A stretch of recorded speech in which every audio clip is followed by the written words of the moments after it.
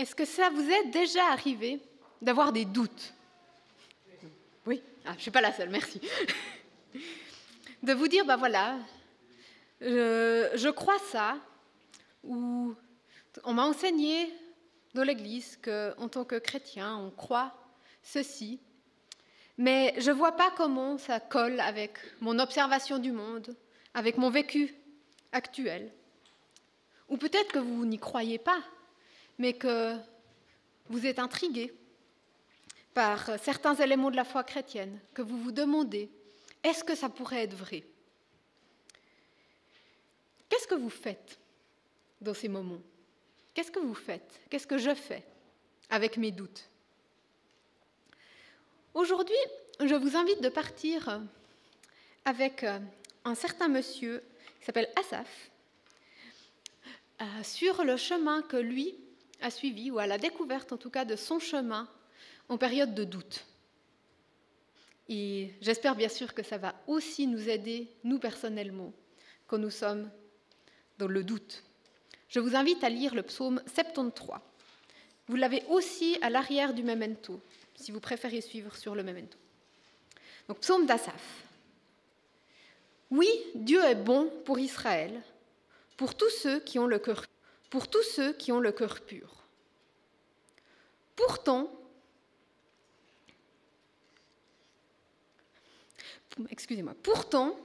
j'allais faire un faux pas, un peu plus, et je glissais. Car j'ai vu la prospérité des méchants, et j'ai jalousé ces vantards. Jusqu'à leur mort, ces gens-là n'ont pas d'ennui. Ils sont gros et gras. Ils ne partagent pas les difficultés des autres humains. Ils ne sont pas frappés des coups comme les autres. Ils portent leur arrogance comme un collier. Ils se drapent de violence.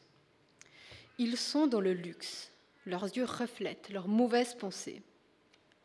Ils se moquent, ils parlent méchamment. D'un air supérieur, ils ne parlent que d'opprimés. Ils ouvrent la bouche pour s'attaquer aux cieux. Leur langue n'épargne rien sur la terre. C'est pourquoi tout le monde se tourne vers eux et boit leurs paroles comme de l'eau. Ils déclarent « Dieu ne peut rien remarquer. Comment lui, là-haut, pourrait-il savoir ?» Regardez-les, ces gens méchants, toujours à l'abri des ennuis, ils améliorent leur situation. C'est donc en vain que je suis restée honnête et que j'ai lavé mes mains en signe d'innocence. Tous les jours, j'endure toutes sortes de peines. Chaque matin, les châtiments sont là. Mais si je décidais de parler comme eux, je trahirais la génération de tes enfants. J'ai essayé de comprendre, mais cela m'a paru difficile, jusqu'à ce que j'entre dans le sanctuaire de Dieu. Alors j'ai compris quel sort les attendait. Oui, tu les mets sur une pente glissante, tu les fais tomber dans un piège. En un rien de temps, ils sont finis, anéantis par une terreur soudaine. Seigneur, dès que tu entres en action, tu les dépouilles. Leur reflet disparaît comme un rêve lorsque l'on s'éveille. Quand j'étais plein d'amertume, choquée au plus profond de moi-même, j'étais stupide et je n'y comprenais rien, comme une brute devant toi. Pourtant, je suis toujours avec toi. Tu m'as saisi la main droite. Tu me conduis selon ton conseil et tu me recevras avec les honneurs. Qui dans le ciel me viendrait en aide, sinon toi? Sur cette terre, que désirer, puisque je suis avec toi? Mon corps s'épuise, mon cœur aussi, mais mon appui, mon bien le plus personnel, c'est toi, Dieu, pour toujours. Ceux qui s'éloignent de toi succombent, tu réduis à rien ceux qui t'abandonnent. Mais mon bonheur à moi, c'est d'être près de Dieu. J'ai mis ma confiance en toi, Seigneur Dieu, pour proclamer tout ce que tu as fait. Amen. Voilà le psaume 73. Vous avez peut-être remarqué, ce psaume, il commence par une confession de foi, Et il se termine aussi par une affirmation de la foi de l'auteur. On peut lire au début « Oui, Dieu est bon pour Israël, pour tous ceux qui ont le cœur pur. » Et le psaume se termine en disant « Mais mon bonheur à moi, c'est d'être près de Dieu. J'ai mis ma confiance en toi, Seigneur, pour proclamer ce que tu as fait. » Deux affirmations de la foi d'Asaph. Et vous avez peut-être remarqué, la deuxième est beaucoup plus personnelle que la première. La première, il dit, voilà, Dieu est bon pour Israël, je sais, Dieu est bon pour Israël, pour tous ceux qui ont le cœur pur. Et à la fin, il dit, mais c'est mon bonheur à moi d'être près de Dieu. J'ai mis ma confiance en toi, Seigneur Dieu. Si je vous demandais, juste avec ces deux versets, bien sûr, j'ai lu tout le psaume, mais qu'est-ce qui s'est passé entre les deux, à votre avis? Qu'est-ce qu'il a vécu, Asaph? Si je faisais abstraction de tout ce qu'il y a au milieu, je me dis peut-être qu'il aurait vécu une grande victoire avec Dieu, un temps fort. Je ne sais pas combien auraient répondu, en fait, il a eu des doutes, il a eu des questions, c'était difficile dans sa vie. Et pourtant, c'est là, dans ce moment-là, dans ces temps de questionnement, qu'il a pu résoudre avec Dieu, et on le verra, qu'il s'est rapproché de lui, que sa foi est devenue plus personnelle, plus profonde. Et donc voilà, verset 2, qu'est-ce qui lui arrive à Asaph? Il dit, pourtant j'allais faire un faux pas, un peu plus, et je glissais. Et on pourrait même comprendre, tout son style de vie a failli s'effondrer. Ce sur quoi il avait construit son existence, sa foi, sa manière de vivre, était à deux doigts de tomber en ruine. Et en plus, ce n'est pas n'importe qui, Asaph, dans la Bible, quand on le rencontre en fait dans le livre des Chroniques. Asaph, c'était un responsable louange du culte juif dans l'Ancien Testament à l'époque de David. Il était chef de chorale, il dirigeait les chanteurs qui chantaient dans le sanctuaire de Dieu régulièrement les louanges à Dieu. Il a composé plusieurs psaumes. C'est quelqu'un qui a grandi en connaissant Dieu. C'est sûrement quelqu'un qui a eu une instruction religieuse plutôt poussée, même une personnalité dans le culte juif de l'époque. Mais le voilà qui nous fait part de ses doutes, de ses difficultés dans la foi. Et je trouve encourageant en fait d'avoir un personnage comme ça qui nous parle de ça. On peut se demander, mais qu'est-ce qui a causé cette crise dans sa vie? Et il explique en fait tout de suite au verset 3, il dit « J'ai vu la prospérité des méchants et j'ai été jaloux. Regardez-les, ces méchants. Toujours à l'abri des ennuis, ils améliorent leur situation. C'est donc en vain que je suis restée honnête et que j'ai lavé mes mains en signe d'innocence. Tous les jours, j'endure toutes sortes de peines. Chaque matin, les châtiments sont là. » Asaph, en fait, il vit une tension entre deux choses. Il vit une tension entre la foi qu'il a affirmée au verset 1, « Dieu est bon pour Israël », et son observation du monde. Il regarde autour de lui et il constate que certaines personnes sont méchantes. Non, comment dire ? Les termes qui sont utilisés dans le psaume font penser à des gens qui sont en position d'autorité, qui ont un certain pouvoir, une certaine influence, et qui l'utilisent pour exploiter les autres, pour s'enrichir eux-mêmes, pour tirer leur propre avantage de la situation, sans égard pour les conséquences pour autrui. On ne connaît pas la situation précise qui a amené à l'écriture de ce psaume, mais voilà, Asaph regarde autour de lui et il constate qu'il y a des gens qui exploitent le peuple, qui les oppriment, qui font tout ça pour leur propre avantage, et ça marche. Ils s'en sortent bien, ils sont gros et gras, comme ils le disent, ils ont tout ce qu'ils veulent, ils vivent dans le luxe, personne ne les embête, ils n'ont pas part aux souffrances du reste de l'humanité. En tout cas, c'est l'image qu'Asaph s'en fait. Mais comment est-ce que ça c'est compatible avec l'affirmation que Dieu est bon pour Israël, pour son peuple? Comment est-ce qu'il peut laisser des gens les exploiter, en tirer de l'avantage et juste vivre leur vie tranquille? Et la deuxième tension qu'Asaph ressent, c'est en fait avec sa vie personnelle à lui. Il ne nous dit pas grand-chose de sa situation précise, mais tout n'a pas l'air d'être rose dans sa vie. Il parle de peines qui sont là, de difficultés. Et il se dit, mais voilà, Dieu est bon pour ceux qui ont le cœur pur, et ma vie, elle ne fonctionne pas comme je me serais attendue. Elle ne fonctionne pas comme j'aimerais.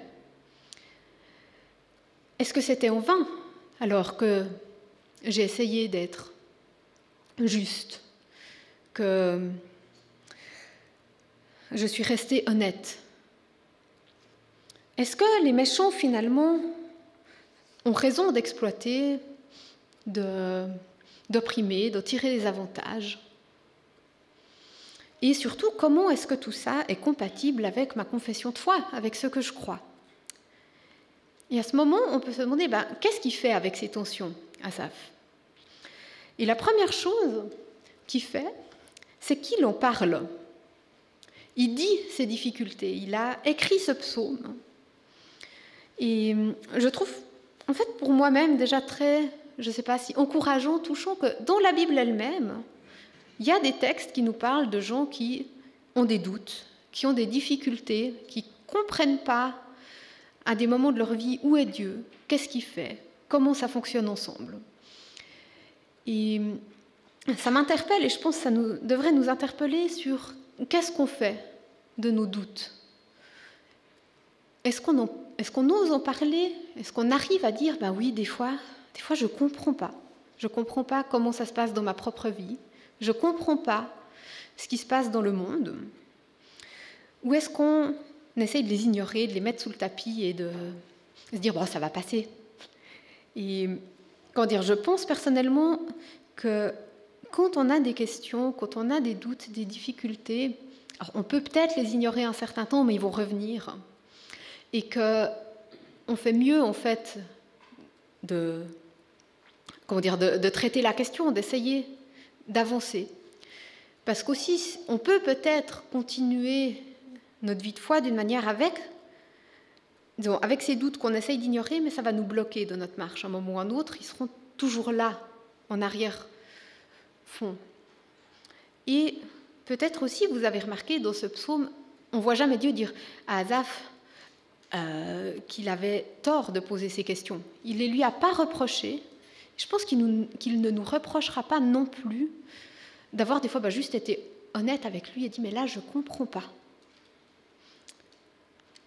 La deuxième chose qu'Asaph fait, il se dit « et si je faisais comme les méchants alors mais si je décide » Et puis il conclut qu'il n'arrive pas. Il écrit « mais si je décidais de parler comme eux, je trahirais la génération de tes enfants. » Donc il est là, il se dit ce qui semble marcher dans la vie actuelle, finalement, pour ces personnes, c'est d'abuser de leur pouvoir, d'opprimer les gens. Et si je faisais pareil, il est dans une position d'autorité, dans un certain sens. Asaph, il est responsable des chorales du sanctuaire. Et en fait, il arrive à se dire, non, en fait, si je faisais ça, je trahirais la génération de tes enfants, je trahirais le peuple de Dieu. Et même si, peut-être dans une logique froide, il se dirait, c'est comme ça que je pourrais vivre tranquille, il sent quelque chose à l'intérieur qui le retient, j'ai l'impression. Il se dit, mais comme un sens moral, un indicateur qui lui dit, ce serait faux, quelque chose qui crie en lui, non, je ne peux pas. Et ça, c'est pas ce qu'il écrit, mais avec je me rends compte, si on regarde juste à qu'est-ce qui marche dans cette vie, et que c'est ça qui nous donne raison. On est, voilà, celui qui est plus fort, qui a le pouvoir de prendre et qui prend, et qui vit bien avec ça. S'il n'y a rien au-delà de cette vie, il aurait eu raison. Si on juge seulement à combien ça m'apporte des avantages, il n'y a pas quelque chose qui nous dit que non, ça c'est moralement répréhensible. Et en même temps, je pense, Asaph, à ce moment-là, ou en tout cas c'est ce que je me dirais, ce serait dans le monde, si on vit comme ça, n'aurait plus de sens. Il serait vide d'amour, ce serait juste une loi du plus fort, celui qui peut prendre, il prend et il a gagné. Et Asaph, on arrive à « mais je ne peux pas vivre comme ça ». Et pourtant, à ce moment-là, il essaye encore de comprendre et ça lui paraît encore et toujours difficile. Il dit « j'ai essayé de comprendre, mais tout ça m'a paru difficile ».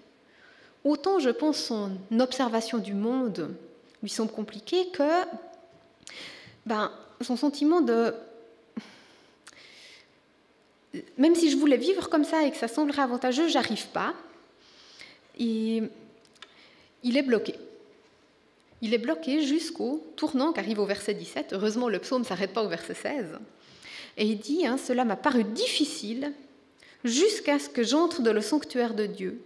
Alors, j'ai compris le sort qui les attend. » Asaph, il avait besoin d'élargir sa perspective. Il avait besoin de nouveaux éléments dans sa réflexion.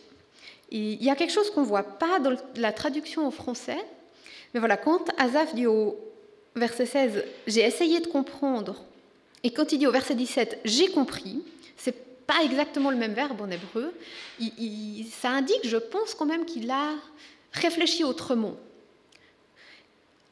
Et qu'est-ce qui lui a permis, en fait, ce changement de perspective ? Ce qui lui a permis de changer de perspective, c'est d'entrer dans le sanctuaire de Dieu. À un moment, il a fait ce pas d'aller dans le lieu de rencontre avec Dieu. C'est-à-dire que, voilà, il ne nous a pas fait tout le détail de qu'est-ce qu'a provoqué ce déclic, et c'est peut-être aussi pour nous laisser réfléchir, moi, dans ma vie, qu'est-ce qui m'aiderait ? Mais on le voit aller dans le sanctuaire, dans le lieu où on rencontre Dieu, et se laisser interpeller là dans la relation avec lui, je pense.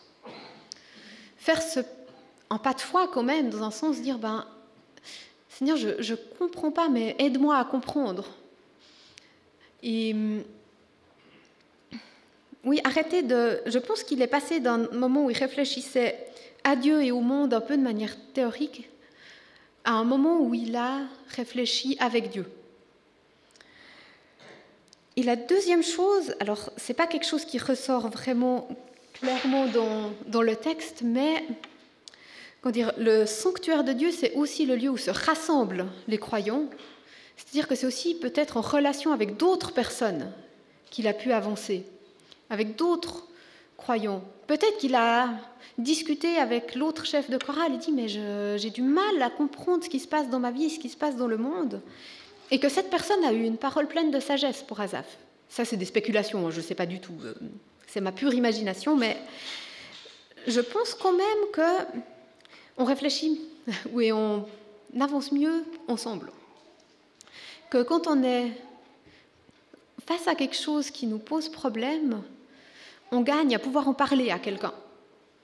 Et moi, j'aimerais nous interpeller, vous interpeller, est-ce qu'on a quelqu'un avec qui on peut partager nos défis de la vie de foi ? Est-ce qu'on a quelqu'un à qui on peut parler de nos doutes ? Une personne de confiance où on sait qu'elle va nous accueillir, qu'elle ne va pas nous juger, qu'elle va nous aider dans nos difficultés. Et à l'inverse, est-ce que nous aussi, on peut être cette personne pour quelqu'un ? Est-ce que nous, en tant que communauté, on est prêts à accueillir des gens avec leurs questions, avec leurs doutes, et puis de cheminer avec eux là où ils en sont. Et en préparant cette prédication, j'ai aussi repensé à une période de ma vie où j'étais ado et j'avais plein de questions. J'avais grandi dans l'église, je savais le credo par cœur, si vous voulez, j'avais appris les points essentiels de la foi chrétienne et j'y croyais. J'aurais pu affirmer, oui, Dieu est bon pour Israël, pour ceux qui ont le cœur pur, comme Asaph le fait au début du psaume. Puis en même temps, j'avais plein de questions de... voilà, ça allait pas toujours très bien dans ma vie et je me demandais, mais où est Dieu? Comment est-ce que ça joue ensemble, tout ça? Et je sais qu'à un moment, je me suis dit, est-ce que je laisse tomber? Est-ce que je mets au placard? Et puis, on était en vacances. Et alors, une erreur que j'ai faite, c'est que je n'en ai parlé à personne. Ça... je ne suis pas un exemple pour ça et j'aurais sûrement bien fait de discuter avec mes parents, par exemple, qui étaient là. Mais ce que j'ai fait, c'est que j'ai pris ma Bible et je pense que je l'ai ouvert à peu près au hasard et que je suis tombée sur l'Ecclésiaste.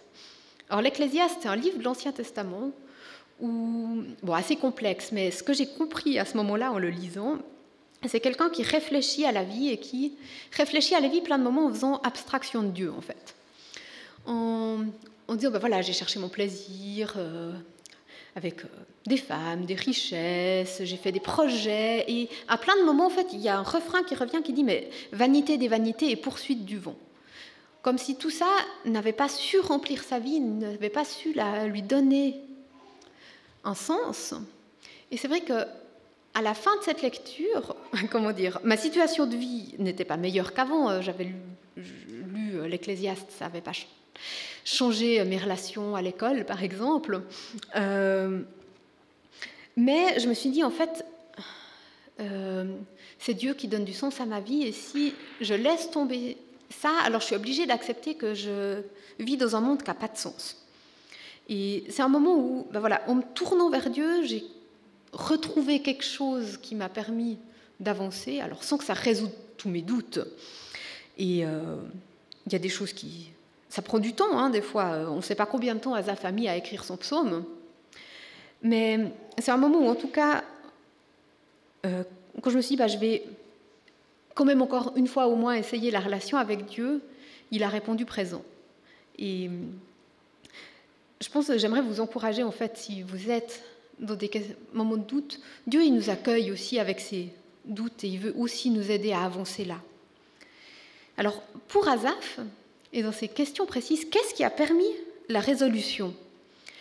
En fait, ce qui lui a permis la résolution, ce n'est pas forcément quelque chose qu'on aime toujours entendre, mais la première chose, c'est qu'il a réalisé, en fait, Dieu jugera les méchants.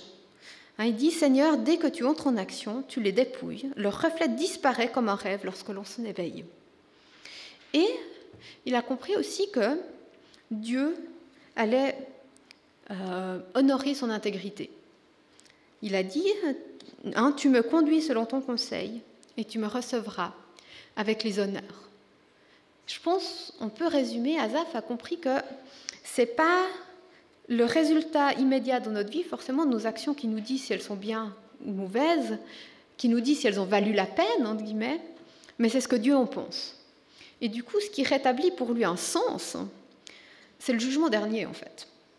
Ce n'est pas quelque chose qu'on a l'habitude forcément d'entendre et d'enseigner comme ça, mais ce qui lui a donné du sens, c'est de se dire, même si ces méchants dans cette vie réussissent, en fait, il y a beaucoup plus que juste cette vie, et Dieu y rendra justice. Et ça le mène à revisiter son expérience. Ça mène à, d'une part, réaliser que, au début, quand il était un peu perdu, au moment où il était plein, il dit que j'étais plein d'amertume, choqué au plus profond de moi-même, j'étais stupide, je n'y comprenais rien, comme une brute devant toi. Il dit, un temps, oui, en effet, je tournais en rond. Et puis, ce qu'il écrit juste après, par contre, je trouve que c'est très important. Il dit, mais pourtant, là aussi, Dieu, il était là. Je le voyais peut-être pas, mais il était présent. Il dit, pourtant, je suis toujours avec toi, tu m'as saisi la main droite, tu me conduis selon ton conseil, et tu me recevras avec les honneurs. Peut-être que dans ces moments de questions, de doute, Asaph, il n'a pas vu Dieu. Mais en regardant en arrière sur sa vie, il s'est dit, mais en fait, Dieu, il était là. Il n'a pas lâché ma main. Il m'a conduit. C'est peut-être lui qui m'a mené à faire ce pas, à entrer dans sa présence, qui m'a aidé à mieux comprendre, qui m'accompagne dans les difficultés de ma vie présente. Et il termine son cheminement, en fait, par une confession de foi renouvelée et par une envie de parler de ce que Dieu a fait dans sa vie. Il dit, mon corps s'épuise, mon cœur aussi. Tout n'est pas résolu dans sa vie. Peut-être qu'il avait des problèmes de santé, peut-être qu'il était âgé, tout simplement. Mais il continue en disant, mais mon appui, mon bien le plus personnel, c'est toi, Dieu, pour toujours. Et il continue encore en disant, mais mon bonheur à moi, c'est d'être près de Dieu. J'ai mis ma confiance en toi, Seigneur Dieu, pour proclamer tout ce que tu as fait. Il a, dans ses questionnements, retrouvé ou grandi dans son intimité avec Dieu au final, en osant se poser ces questions, en osant les poser à Dieu, en osant chercher avec lui. Il arrive à, mais en fait, ce qui me donne de l'assurance, ce qui donne du sens à ma vie, ce qui vaut vraiment la peine, c'est d'être avec Dieu. Et ça l'ouvre sur le témoignage, parce que maintenant, il a une histoire à raconter, Asaph. Il pourra peut-être, quand quelqu'un d'autre passe par des périodes de doute, lui dire, tu sais, moi aussi, et tu sais ce qui m'a aidé. Et ça, j'aimerais aussi nous encourager les uns les autres, si on a vécu quelque chose avec Dieu, osons en parler, osons être, dire, voilà, j'ai vécu ça, Dieu m'a aidé. C'est de notre vécu avec Dieu, finalement, que découle aussi notre témoignage, qui peut être un grand encouragement. Asaph, c'est un encouragement pour nous aujourd'hui encore, et ça fait plusieurs milliers d'années qu'il a écrit ce psaume.